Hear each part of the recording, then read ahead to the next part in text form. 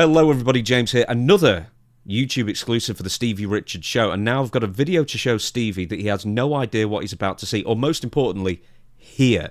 And this is from the AAA show last weekend, Vikingo and Grande, Americano. And it's one of those things where I've actually got a follow-up story, apparently, on this as well, that Vikingo referred to this incident. But I want to show this to you, Stevie, and here we go. So, I've got a few seconds of footage, and then we're going to listen to what he says. Well, John, you spent most of your career as a rule breaker and tasted great So basically, and this is number one contenders match for Dominic Mysterio as well. So there's several moves here where basically Vikingo's attacking the neck, and Ludwig Kaiser, who's under the mask at the moment, then says the following. Here we go. Oh, sugar. I was just missing. Did you catch that? I didn't catch it. It was a little Sorry. One more time. bad audio. I was just missing. Did you hear that? I did not hear it. What did he say? Tell him to be careful with my neck for F's sake. Yeah, he was kind of doing the mud hole stomping, like did little rabbit feet on him like that. They were pretty rough. So he says, be careful of my neck to the referee.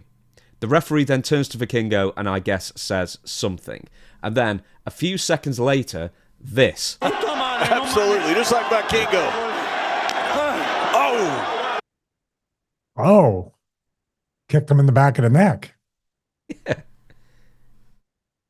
I don't know if he was even ready for that. I'm pretty much sure if you're on one knee and looking away, trying to sell and get to your feet, that you don't see this coming. You don't even know this is coming. So you think this is kind of like, be careful with my neck, be careful with my effing neck, and he'll be like, okay, I'll be careful. Like, here you go. Is that kind of what you're interpreting? I'm kind He of... didn't even sell. He just turned and looked at him. He just turned and looked at him. Like, at least, you know what I mean? If you're expecting it, or if it's something to where, unless he's still feeling the effects from being stomped, because he stomped him and I could see his head kind of bouncing off the mat. It was kind of trapped down there, and how fast he was stomping him. Then, yeah, that would be something. I know you have something after this, also from Ludwig Kaiser, correct? That he talked about this, but the way I would interpret it was Vikingo. Vikingo, he says, well, I don't know if he says anything else. Let's just listen. To the back of the neck. What? He insults him in Spanish, basically. Related to him not taking care of his neck with these two spots, I assume. Yes. Wow. But the other guy's just still getting his stuff in, right? That's what it feels like. Yeah, basically. So that is kind of what we're talking about here. So Ludwig is in Mexico wrestling, and essentially, I think Vikingo did a interview after it and was basically like, hey, in Mexico, you know, you get your stuff in. That's how it works. And that's kind of stunning in a sense. It's like, what, at the expense of some dude's neck who's just told you don't kick me in the neck?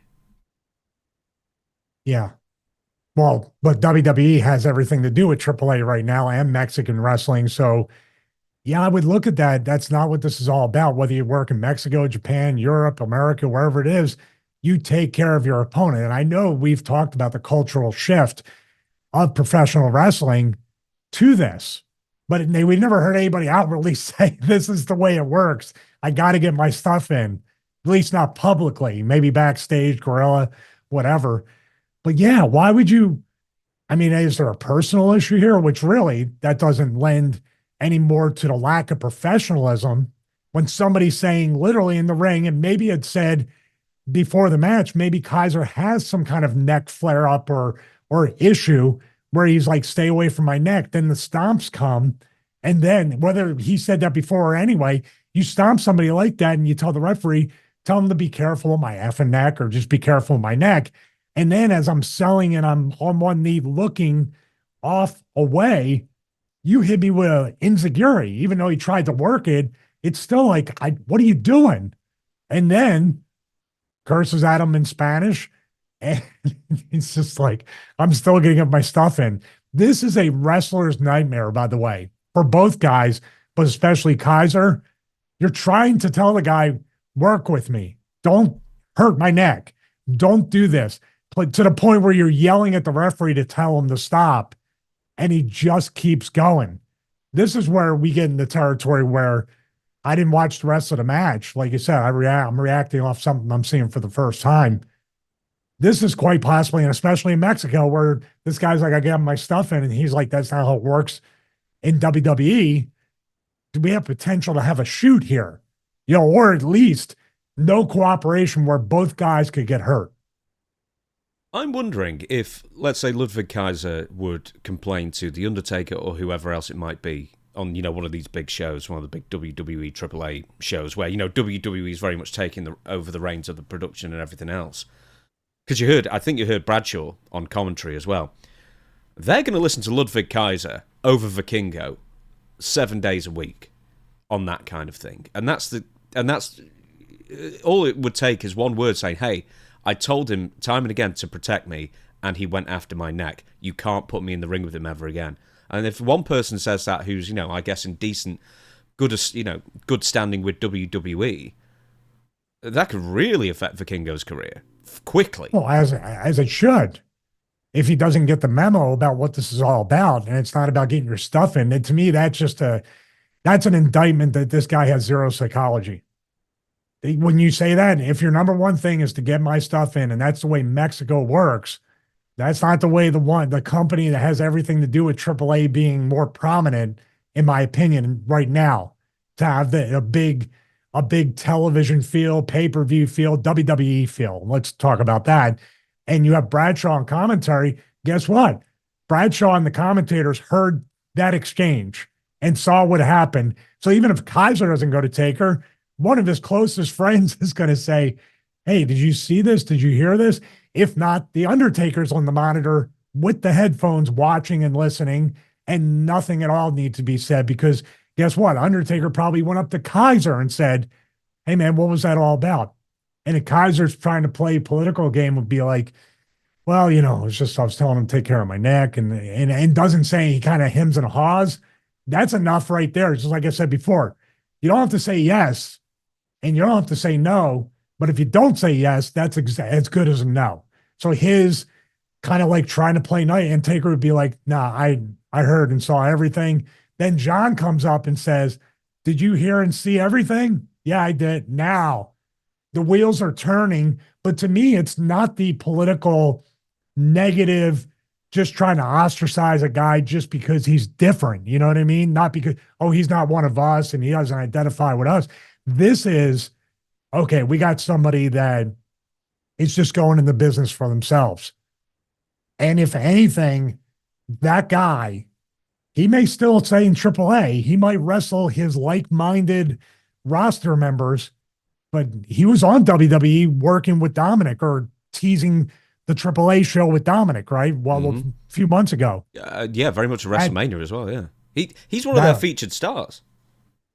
In AAA. Yeah. Well, if this continues, or if this is something he already has a reputation for amongst the WWE people, or people start refusing, WWE talent starts refusing to work him, he'll do good in AAA, but he has nowhere to go. He's not going to WWE because the roster will be like, I'm not where. Or they could try to force feed this guy. He's very talented. I saw the stuff he did with in AEW as well.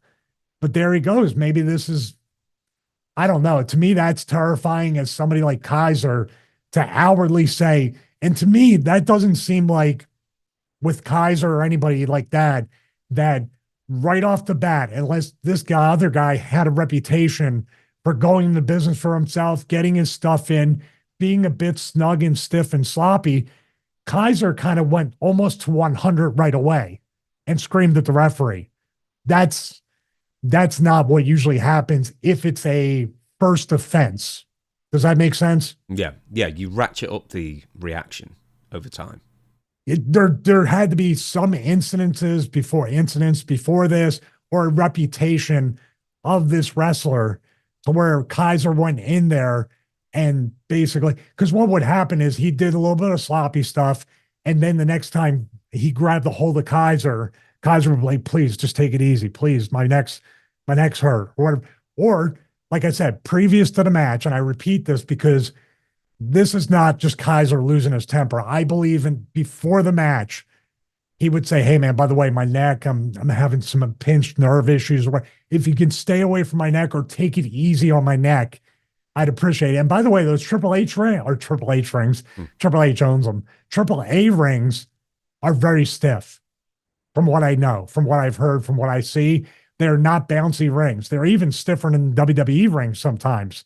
So his neck, he's probably already, hey, I got to watch my bumps here and there. And then this guy's just literally stomping his neck and head area. Nah, I mean, this guy could literally have just limited the ceiling of his WWE career with this exchange. Have you ever wrestled somebody where you said, for example, watch my arm, it's hurt, and then the first thing they go is, oh, okay, then, and then just go for the arm as much as they possibly could? Yeah, one of my best friends, Nunio. Ah. Yeah, I was like, "You're trying to break my arm." "No, I'm not." And I was like, "Dude, you're being too stiff. You're being a sissy." "Dude, you're twisting my arm." "No, I'm not." "Who's got my arm?" I'm screaming like Kaiser. "You've got my arm. He's breaking my arm. Please don't break my arm." People were laughing. It was up in Massachusetts right before one of my last matches. There you go. My arm was more bruised than my bicep right here. And I said, "My arm is already purple." "That was like that before you got in the ring." "Dude, you're crazy." "Maybe he's just retired, you sissy." So maybe that's what that guy said to Kaiser. Yeah. Maybe you went to a little Guido wrestling school of getting your stuff in.